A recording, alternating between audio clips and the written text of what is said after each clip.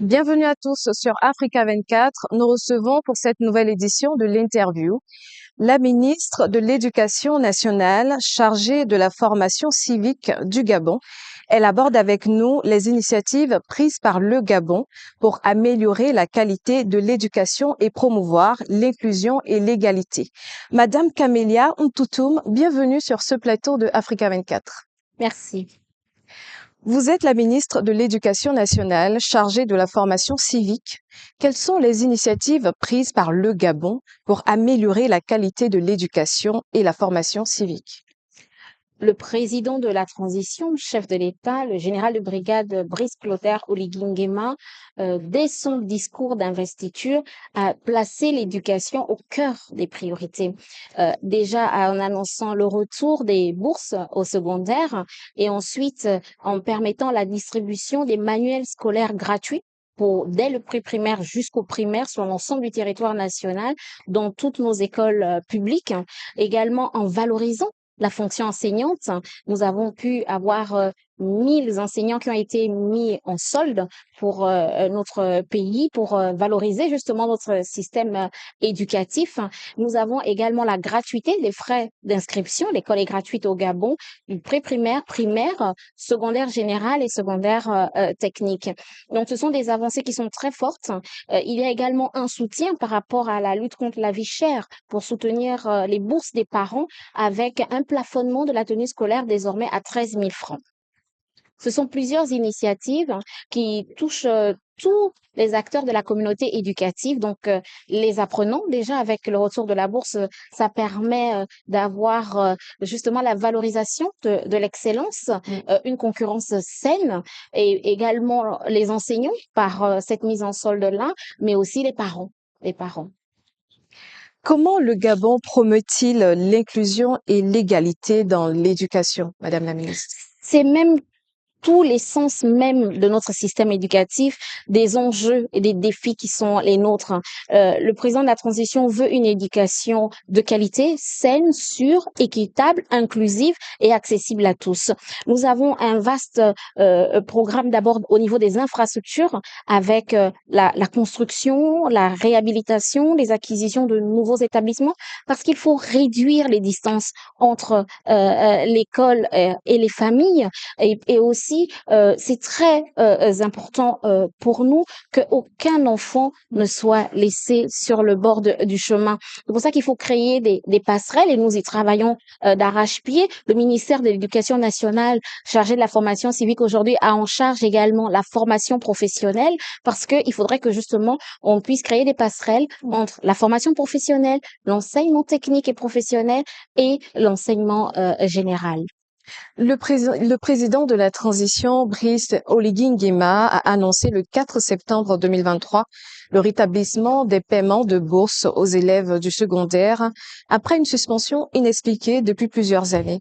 Quels sont les mécanismes mis en place par votre ministère pour s'assurer que ces fonds alloués aux bourses soient utilisés de manière transparente et équitable?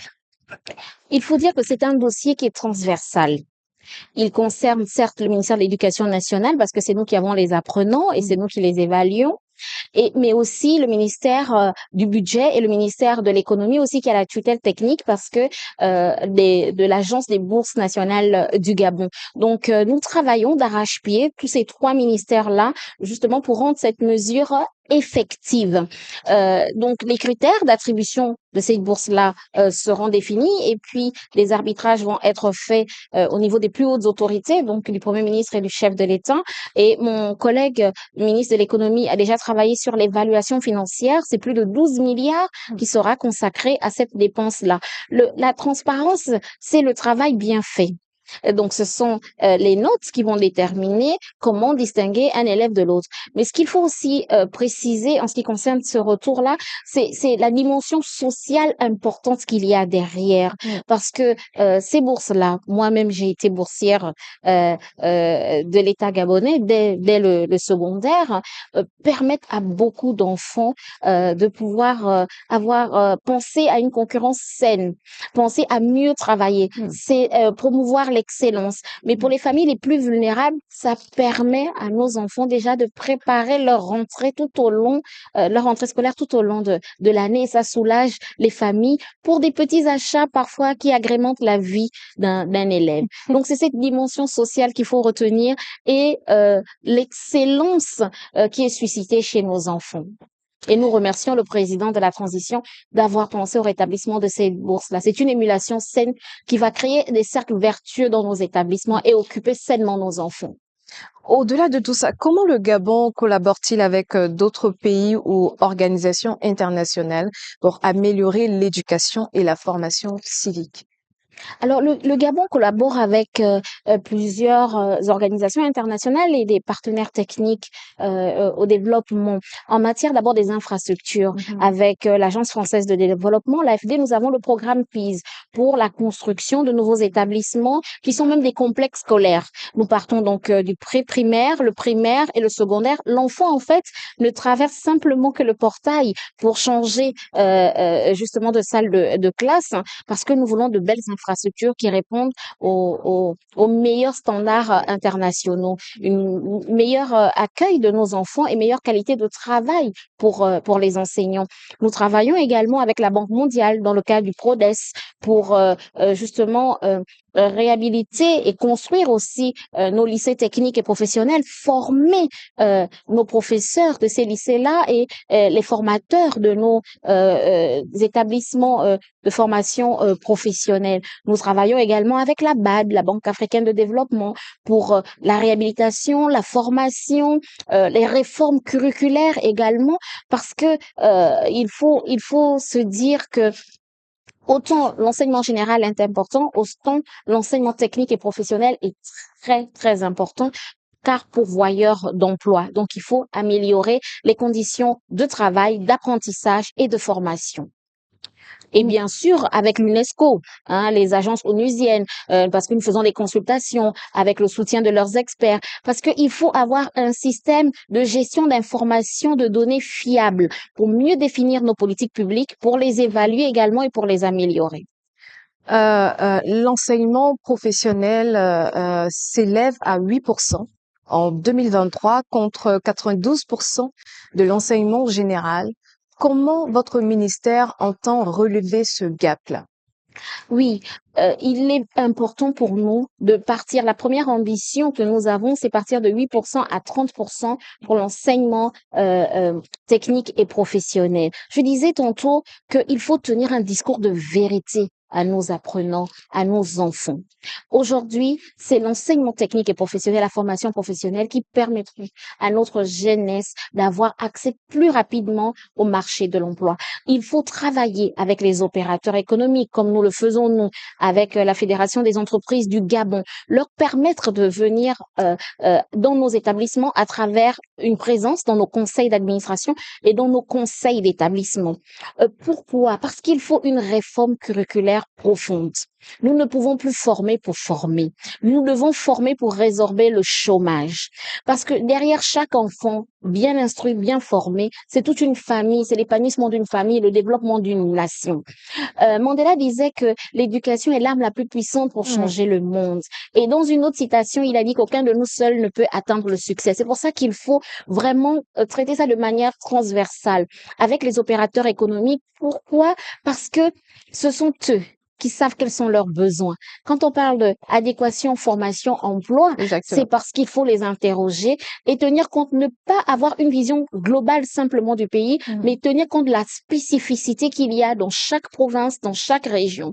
Le bassin économique nous interpelle, et bien nos centres de formation professionnelle, nos lycées techniques et professionnels doivent répondre aux besoins de ce bassin économique.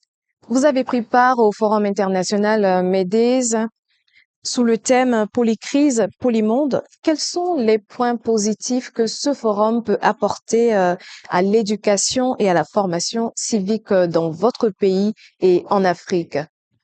Ce forum nous permet de parler de l'investissement dans le secteur éducation pour atteindre la souveraineté économique de nos pays.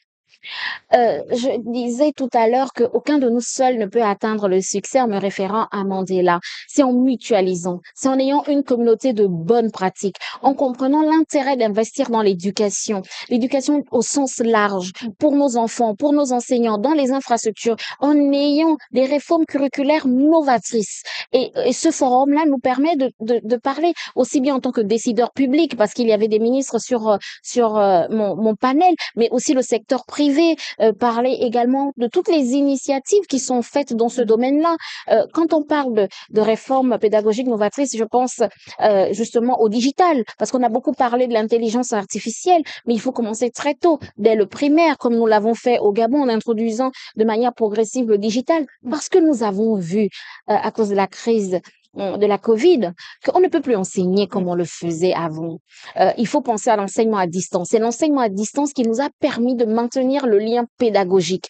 Quel que soit où vous vous trouvez, même s'il y a la fracture numérique, il faut investir dans l'éducation, il faut innover. En pensant, par exemple, au niveau du numérique, avec le solaire, par exemple. Il y a plein de belles choses, de belles initiatives qui sont faites en Afrique. Nous devons être décomplexés par rapport à nos systèmes éducatifs. Nous réapproprier nos valeurs traditionnelles et l'histoire de l'Afrique que nous devons partager avec les autres. Et lorsqu'un pays est en avance, je parlais de la formation professionnelle, par exemple le Maroc est en avance là-dessus, eh bien nous envoyons nos formateurs se former ici, mais ils reviennent chez nous, ils reviennent travailler chez nous parce qu'on a investi dans des centres de formation professionnelle de qualité. Nous avons vraiment à ce niveau-là de belles infrastructures et du bon matériel. C'est une fierté pour nous et nous devons travailler d'arrache-pied parce qu'il faut faire reculer le chômage des jeunes. La population africaine est une population très jeune. Il faut investir dans l'éducation. Exact. Madame Caméliane Toutoumé-Leclerc, merci d'avoir été l'invitée d'Africa 24. Tout le plaisir a été pour moi. Merci à toutes et à tous. C'était l'interview d'Africa 24.